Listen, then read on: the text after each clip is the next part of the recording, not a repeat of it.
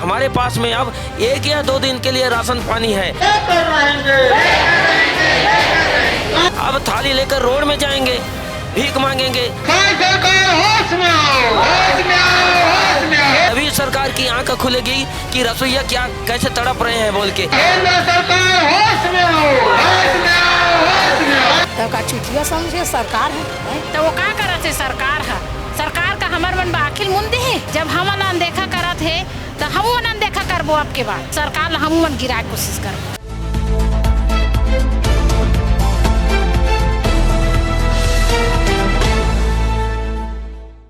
नमस्कार, आप देख रहे हैं निशानेबाज और मैं हूं आपकी यात्रा। अपनी 3 सूत्रीय मांगों को लेकर रसोईया संघ का आंदोलन आज 15वें दिन भी जारी रहा। कड़ाके की ठंड और खुले आसमान के नीचे हजारों रसोइये डटे हुए, लेकिन सरकार की अनदेखी ने उनकी कमर तोड़ दी।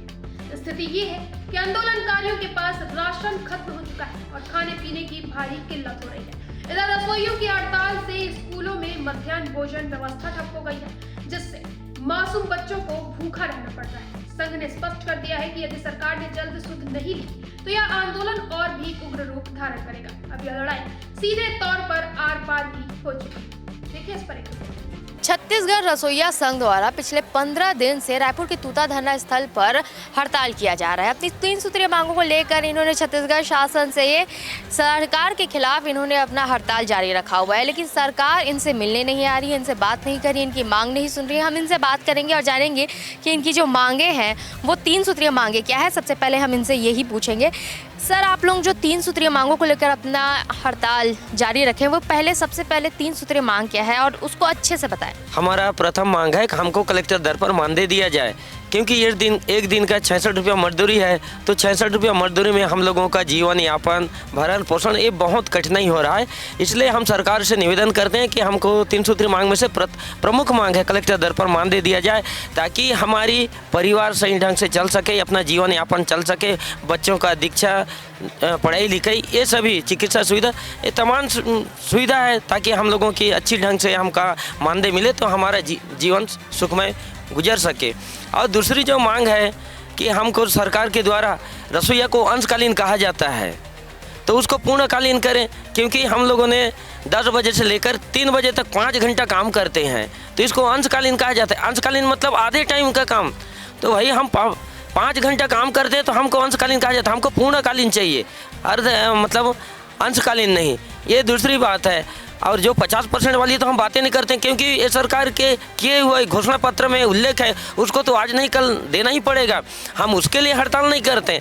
और तीसरी जो मांग है, जिस भी स्कूल में दर्ज संख्या कम होता है उस स्कूल में वर्षों से कार्यरत रसोईया है उसको बिना कारण बिना नोटिस के उसको बच्चों की दर्ज संख्या कम हो गया बोल के निकाल दे रहे हैं। तो उसके लिए भी हम ये 3 सूत्री मांग को शामिल किए हैं। तो इन 3 सूत्री मांग को लेकर 29/12/2025 से अनिश्चितकालीन धरना प्रदर्शन पर बैठे हैं।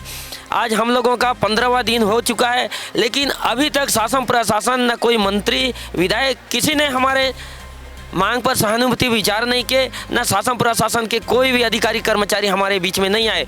आप देख रहे हैं अभी की इस ठंड में इतने कड़कती ठंड है और खुले जगह पे हम लोग हैं, हर आदमी का तबीयत खराब है। मैं किसके बात बताऊं, मेरा ही तबीयत खराब है। मैं अभी से हॉस्पिटल से आया हूं, बात करने का भी मेरे पास में वो क्षमता नहीं है। सिर दर्द, बुखार, खांसी, जुकाम, इतना परेशान है कि ठंड के वजह से हमको खाने पीने के लिए भी दाल चावल की व्यवस्था भी नहीं है। हम लोगों को अगल बगल वाले से हम लोगों ने व्यवस्था करवा रहे हैं, दूसरे ब्लॉक वाले, जिला वाले, तब जाके हम खा रहे हैं। अब हमारे पास में अब 1 या 2 दिन के लिए राशन पानी है।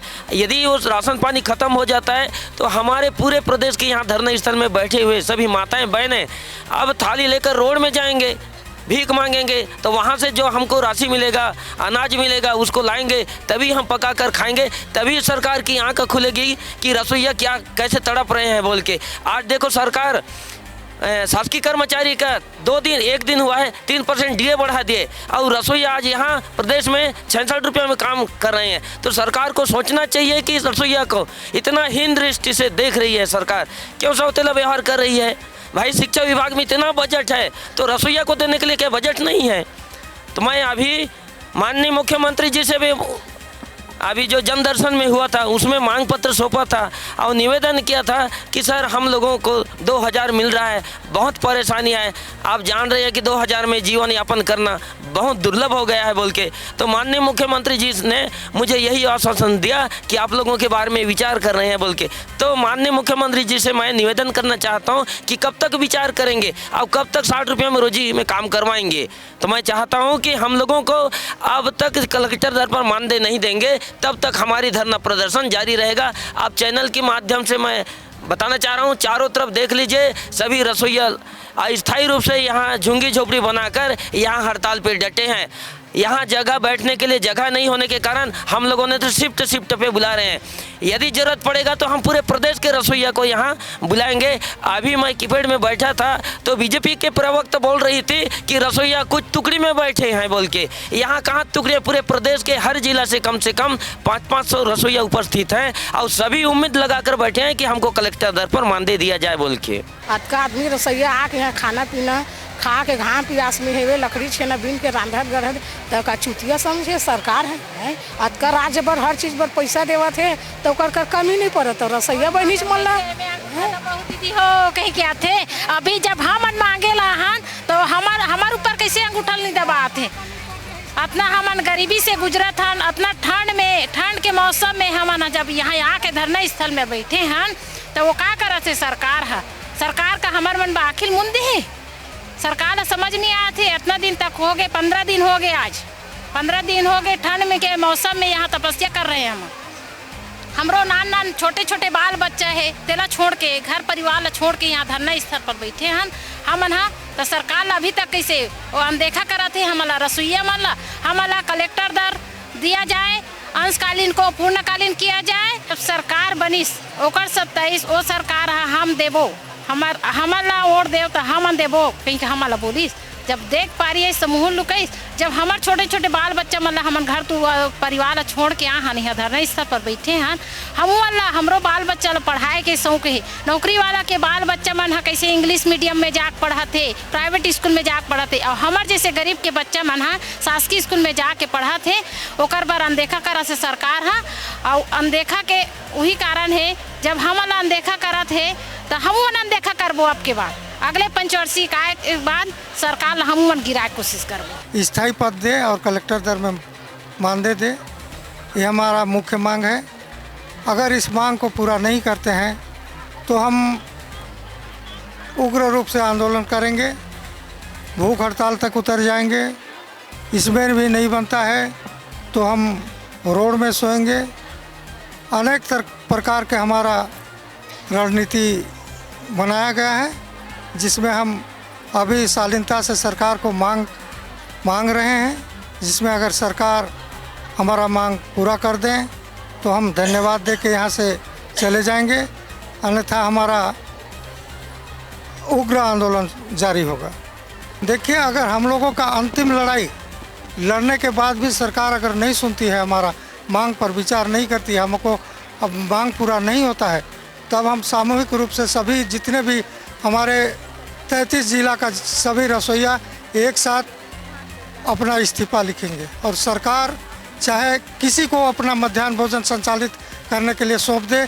यदि वो कल के दिन जो रसोइया कार्य करेगा वो अगर जीवन भर उतनी जो 2000 में जो 1000 दिया जा रहा है उतनी में अगर जीवन भर कार्य करेगा तो हमको खुशी है, वो करे।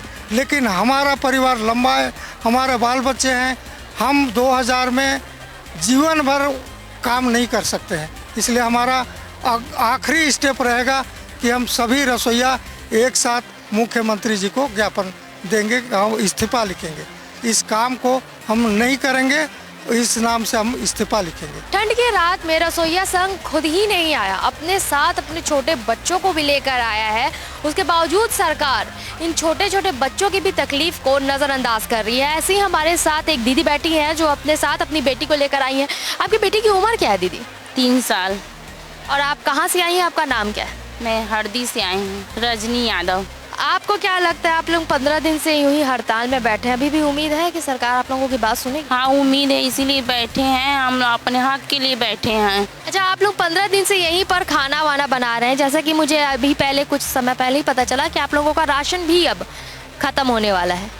अब राशन खत्म हो जाने के बाद आप लोगों का हड़ताल किस तरीके से जारी रहेगा? अब सरकार ला देखा था दी तब अब देह उकरे उम्मीद हवा दी की कासम बैठे हन दी तब जाबो हमन हन बैठे रहिबो। रसोइया संघ को कलेक्टर दर पर नियुक्ति, अंशकालीन से पूर्णकालिक और 50% मानदेय, ये 3 सूत्रीय मांगों को लेकर पूरा रसोइया संघ पूरे प्रदेश व्यापी स्तर पर हड़ताल पर बैठा हुआ है। इसी हड़ताल के तारतम्य में रायपुर के तूता धरना स्थल में हजारों की संख्या में रसोइया संघ के कार्यकर्ता, रसोइया संघ अभ्यर्थी यहाँ पर बैठे हुए हैं सरकार से 3 सूत्रीय मांग को लेकर। 15 दिन हो गए इनकी हड़ताल को, लेकिन सरकार ने अभी तक इनकी तरफ आशा की उम्मीद जगाने के भी बारे में नहीं सोचा। शायद सरकार इनसे बात नहीं करना चाहती है, इनकी मांग नहीं मानना चाहती है। बीच में 3 दिन पहले मुलाकात हुई तो शिक्षा मंत्री ने कहा कि आपको 50% तक वृद्धि दी जाएगी सैलरी में, लेकिन उसके अलावा 2 सूत्रीय मांग जो बचे हैं शेष, उसके बारे में बात करने के लिए शायद उनके पास समय नहीं था या फिर उन्होंने बात नहीं करनी चाहिए। लेकिन उन 2 सूत्रीय मांगों के बारे में कोई बातचीत नहीं हुई। यहाँ पर ये सारे रसोइया संघ के जितने भी हड़ताल में बैठे हुए कार्यकर्ता हैं, उन सब ने उस एक मांग को मानने से मना कर दिया है। इनकी मांग है कि कलेक्टर दर पर नियुक्ति हमें चाहिए, अंशकालीन से पूर्णकालीन भी हमें होना है, 50% मानदेय की बढ़ोतरी। अब देखना होगा कि सरकार इनकी इस मांग को कब तक सुनती है और अगर सुनती भी है या नहीं सुनती है, ये तो आने वाला वक्त बताएगा। कैमरामैन अरबाज के साथ सिमरन मिश्रा।